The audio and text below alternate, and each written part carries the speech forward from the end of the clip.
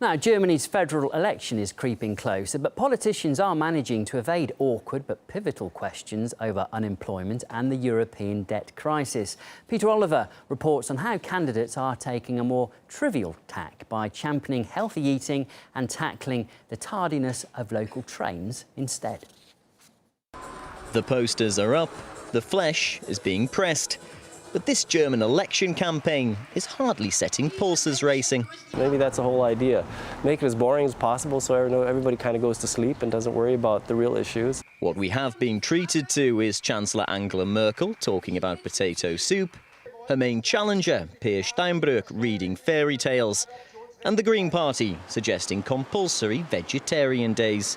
Where does it stop? I mean, are they going to start coming into your refrigerators at home and checking to see what you got there as well? I mean, or are they going to shut down the Burger Kings and McDonald's on Tuesdays and say you have to serve veggie burgers? Aside from the Greens' apparent food fascism, there have been some peculiar manifesto promises. The Social Democrats want legislation to prevent stress in the workplace, and the Free Democrats are hoping to win over commuters by making it illegal for trains to be late. All distraction tactics, according to those hoping to win their first seats in the Bundestag. They don't want to touch the real problems, which are the euro crisis, diminishing pension funds. So they come up with things like the Green Party wanting a veggie day. One reason being cited is the lack of a major issue for the parties to really attack each other on.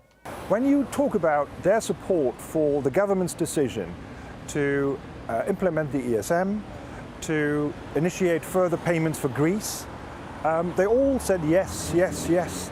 There is no real opposition in Parliament. So, providing the comic relief in an otherwise dreary campaign. The party, very easy to remember.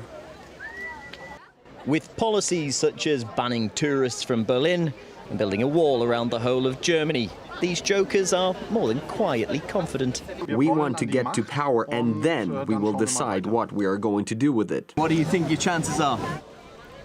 Our chances are pretty good. We expect to take 100% of the vote and even more.